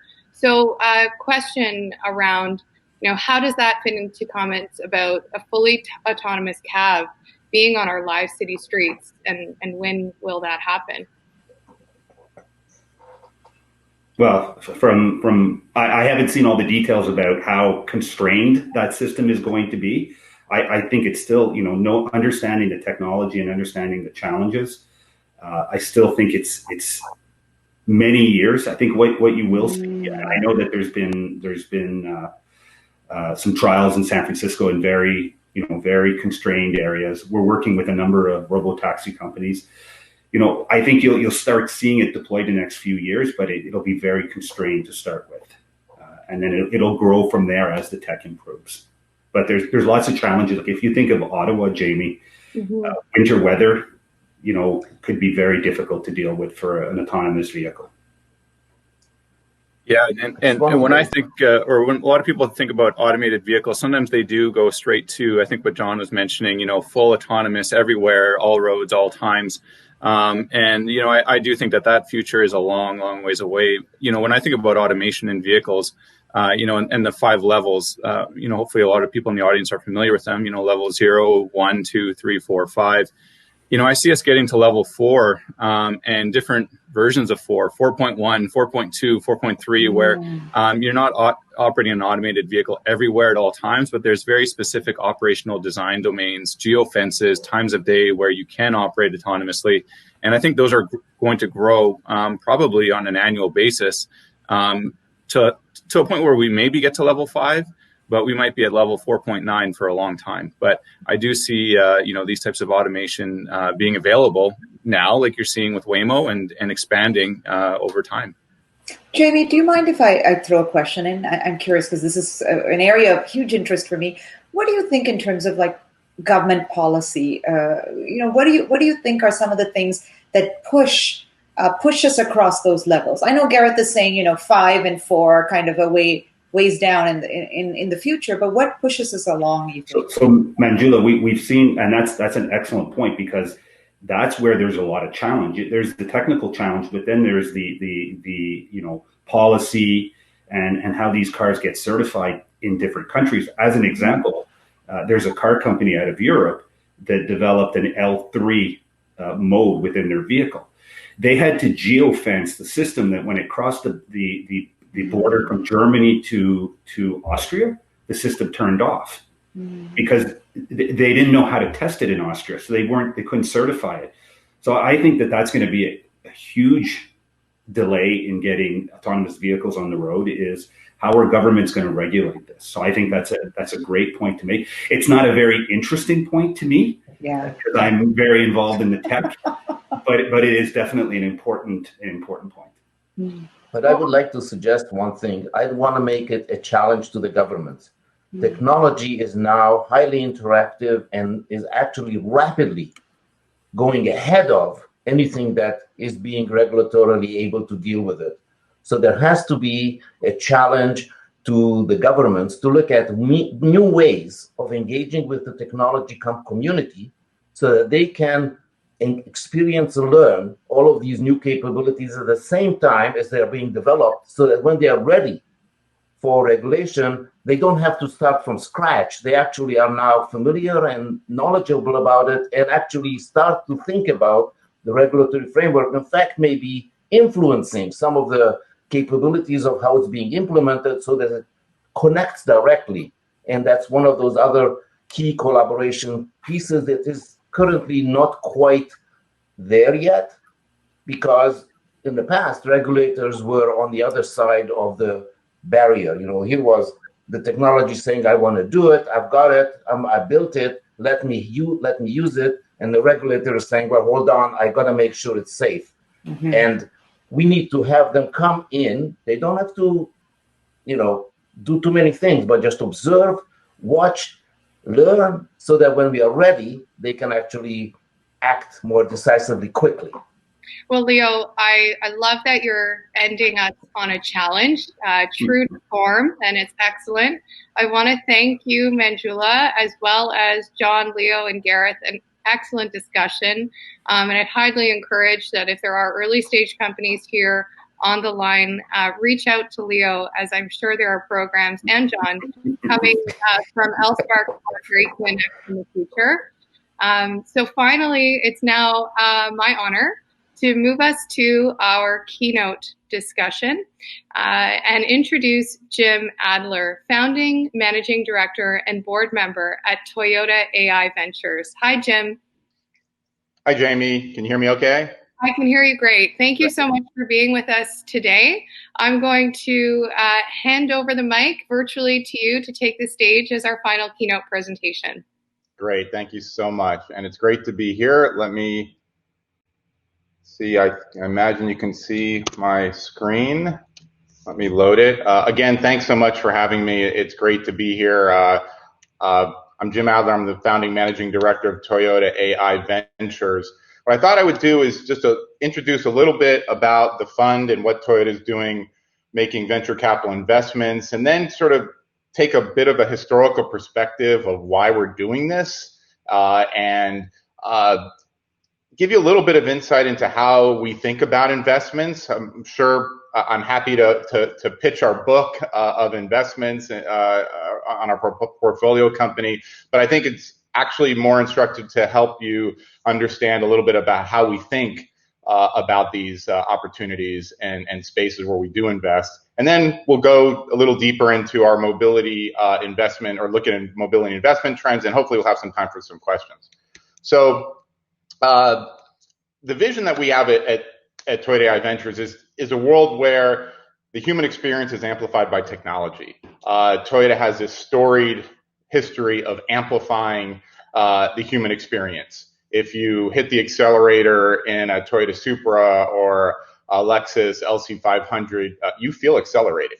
And I think Toyota uniquely and deeply understands how machines interact with people. And we are looking and have invested quite prolifically, actually, over the last few years into companies around autonomy and mobility and robotics across many areas: land, sea, air, in the home, all across vast areas of innovation. But the mission within that vision is to really explore what might be next for Toyota. Many of you may know that Toyota wasn't always a car company. It started out as an industrial textile company making looms. in the 1930s, and it pivoted to cars. It was a pretty good pivot, worked out well. But what might be next for Toyota? And we view venture capital as this telescope into the future to see what might be. And we want to align with the best teams that are going to introduce and make real that future. And so we are very much structured like an institutional venture capital fund, being founder friendly, founder first, because these are the innovators that are going to bring the future into the present. But of course, we want to help our companies leverage Toyota's top 10 consumer brand and global network and expertise in many, many areas to help accelerate that future. So a little tear sheet on the company. I talked about our purpose. Our investment thesis is we do early stage investments, seed and Series A investments, and artificial intelligence, of course, it's in our name, data and cloud technologies, autonomy, mobility, and robotics. We have our fund goals are twofold. The most important one, I believe, is financial return, especially because we invest early, and it's important that startups survive. And I'll talk about survival quite a bit in a couple minutes. But Rick Mears, a famous race car driver, said, "To finish first, you must first finish." And so startups must first finish if they have any hope of finishing first. And so financial return is such an important criteria. If they are financially strong, they will be a good strategic partner to Toyota in the future. So that's really where we're headed. We have $205 million under management. We have 36 companies in the portfolio. We were founded in July 2017. We have 2 funds that make up that 205. Within the portfolio, we've automated driving, of course, and I was listening a little bit to the last panel, a lot of discussion about automated driving. But we also do straight mobility investments. As I mentioned, land, sea, air, consumer models around distribution. We also think industrial automation logistics, especially in this COVID era, is really important. And then smart cities. Toyota at the CES last January announced the Woven City at the foot of Mount Fuji that is doing all kinds of interesting smart and connected city deployments. And we have been doing those kinds of investments for quite a while. And then underlying this are sort of horizontal technologies that underpin a lot of these applications. So that's the very quick overview of the fund. But let me get some altitude here and historical perspective and talk about mobility generally and what era are we really in. And I love history, and this is long history. I have the luxury of working for Gil Pratt. He's the CEO of Toyota Research Institute and a fellow at Toyota Motor Corporation, chief scientist there. And he had this great paper in 2015, I think, is a Cambrian explosion coming for robotics? And it was really inspiring to me because if you know the Cambrian explosion, it happened about 540 million years ago. And there was this explosion of diversity of life. And before the Cambrian era, there were about less than 15 phyla of life categories. And after Cambrian explosion, there were more than 75. And just to put that in context, there's only 38 now. So there's been a lot of decrease in biodiversity since the Cambrian era. And what's interesting underneath that is one of the theories that I find incredibly inspiring and interesting is that they believe that what kicked off this explosion of diversity was really about sensors and data, specifically the evolution of vision. And with vision, you could see predators could see their prey, and prey could see their predators. And so this data play kicked off this incredible quantum leap in diversity.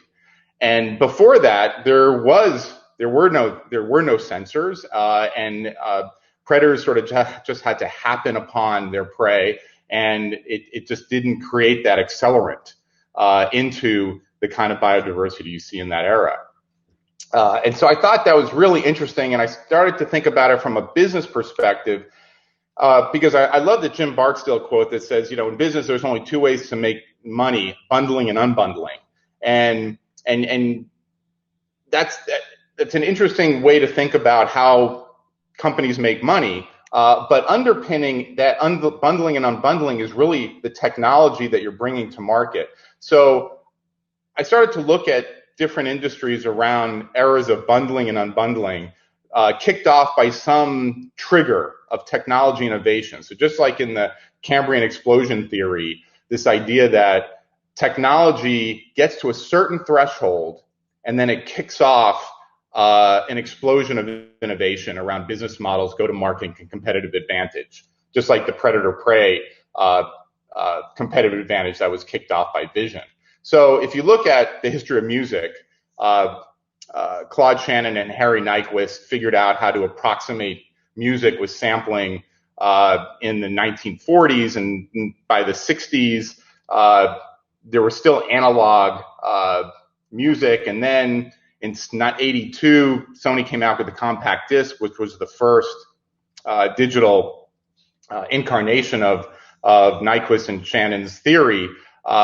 And then the MP3 player came in 95. So you started to see this digital music technology kind of coming to a threshold.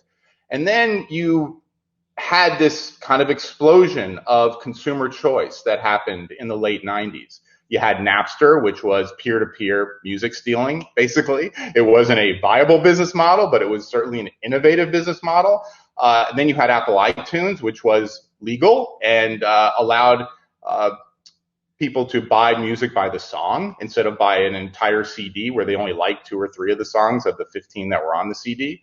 And then we had internet radio, Pandora, Last.fm, and now we're sort of in the Spotify era of subscriptions. So you see that there's this buildup of technology and this flash into a bunch of competitive business models trying to realize that value in the marketplace. And I think in mobility, you see the same thing. You have this bundling and unbundling era. The bundling era started really in the 19th century, coming into the 20th century. Before the automobile, there was foot, horse, bike, and train to get around. And then there was this personally owned vehicle that was kind of made its debut in the early 1900s, and it had a really amazing run. And you had all these automotive technologies continuing to advance during this period. But then around 1970s, 1980s, you had computer and then internet technologies. You had Google Maps made its debut in 2005, or mobile maps and across these companies, and then of course the mobile phone. And so between the automotive technologies, the mapping technologies, the mobile technologies, you had this kind of explosion of now case technologies that are driving a bunch of business models that are creating a bunch of consumer choice, rather, which is a really exciting era. And I think we are sort of in this Cambrian explosion of business models that are leveraging all this amazing technology that has been developed over, the last 50, 60 years. So if you look at now, our investment thesis, we're doing a lot in mobility. Well, mobility has this critical mass of technology that is realizing its value in the marketplace. And as an investor, the technology is necessary, but it's insufficient to create value. So it's important that you understand the difference. Technology is nice, but if you can't make any money at it, it's probably better relegated to research papers and patent filings than venture capital. If you look at autonomy, which I know we've been talking about, autonomy is a work in progress. The technology isn't quite there yet. It's getting there, and we talked about reduced operating design domains and reduced speeds and sensor infrastructures and simulation infrastructures to help mature the technology so that it can actually start to deliver real value in the marketplace.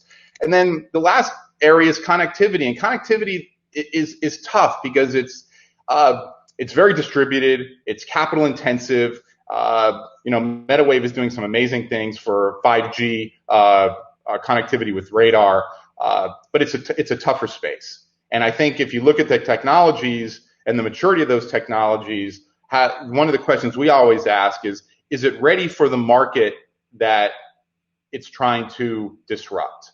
And is that market big enough and broken and ready to be disrupted? But if the technology is not ready, it's kind of game over. It's really not ready for venture capital.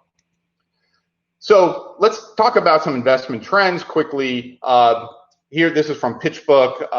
Over time, you've seen mobility investments. It's a big market. You're seeing, $67 billion, $70 billion at the peak and we've seen some decrease. But I think what's important to note on this slide is the deal number has not really gone down. I mean, it's gone down. COVID is COVID. Yeah, this is a tough year. But the deal count has not gone down, say, between 2018 and 2019. But the value of the deals has gone down. And that just means there's more early stage deals happening. And compare that to, which means there's a lot of innovation, a lot of primordial activity going on at the early stage. Compare that to autonomous vehicles where the deal count is significantly going down, but the deal value is going up. And that tells you that there's a lot of later stage deals happening.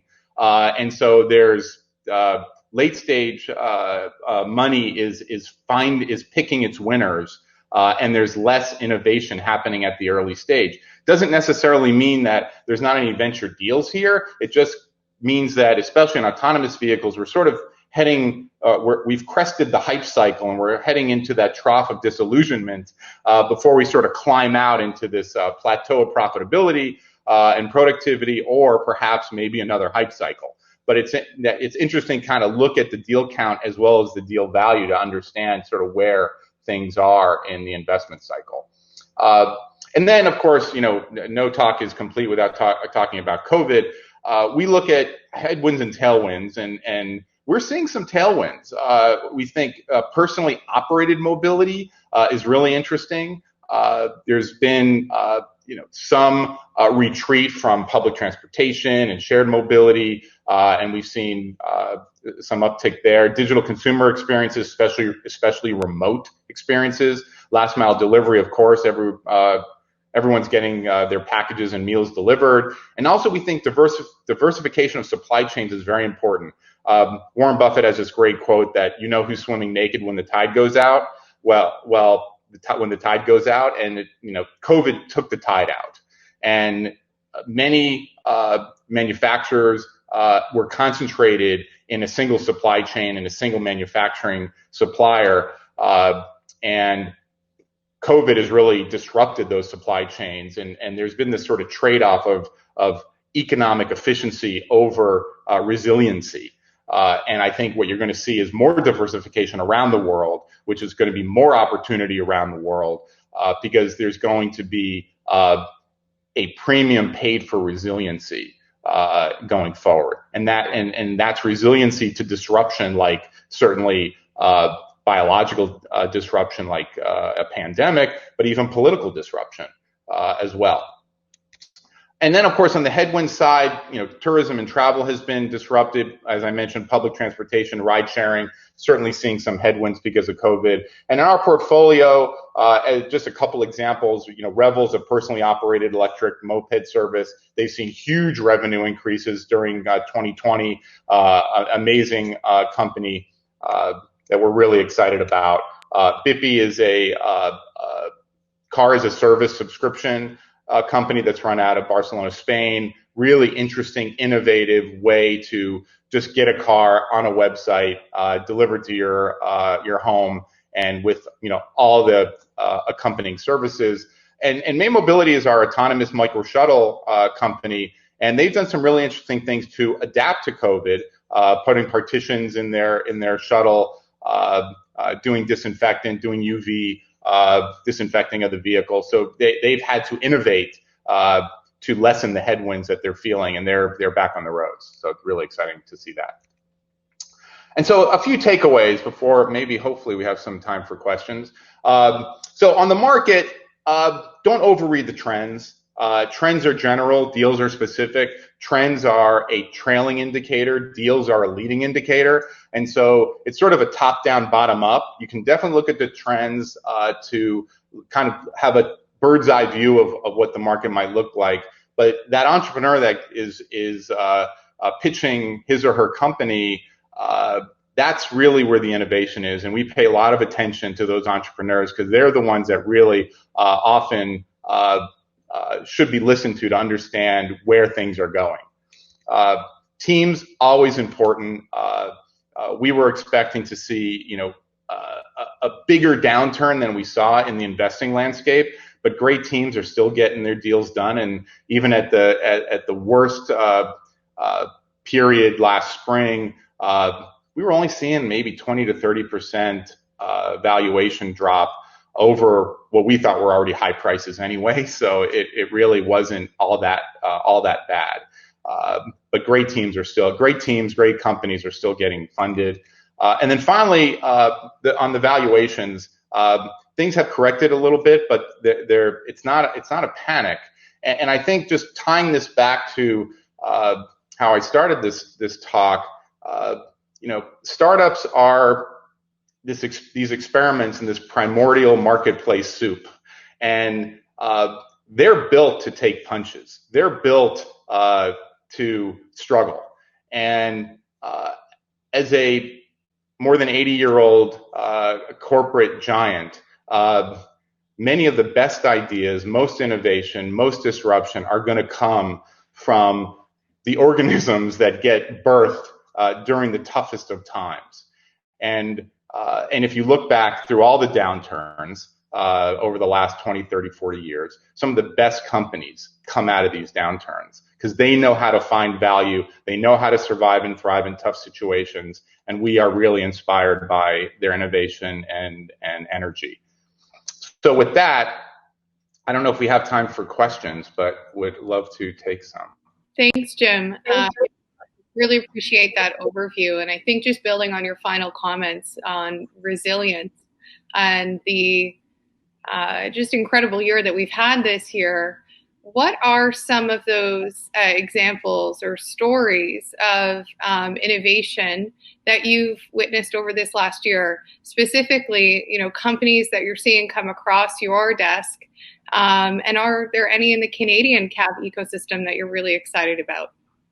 Well, we actually did a call for innovation in 2020, and we do it every other year. So the first one was about robotic manipulation in the home. This one was about smart cities, and we saw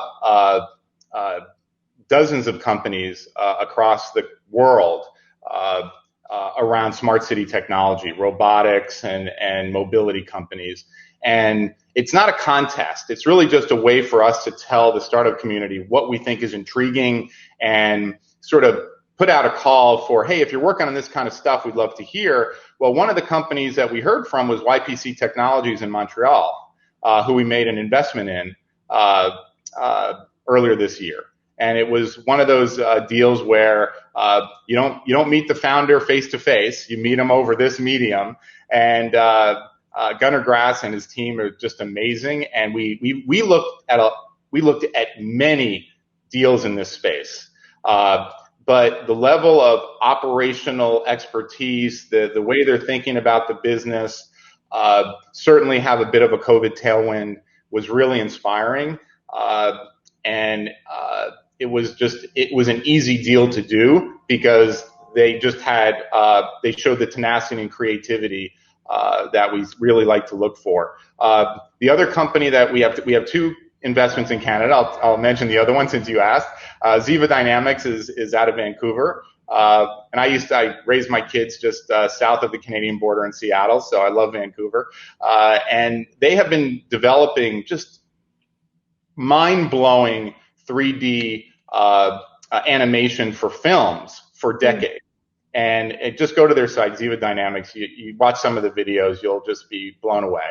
But they're doing the film work as well. But obviously, games have been really taken off, and they could create a gaming experience that is just like the best 3D movie that you would see, right?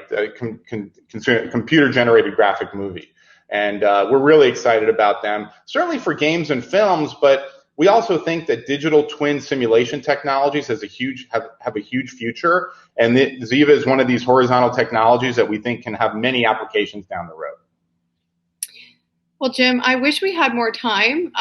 Specifically, I'd love to unpack the Toyota Woven Cities project. I have been following it since the moment you announced it at CES last year.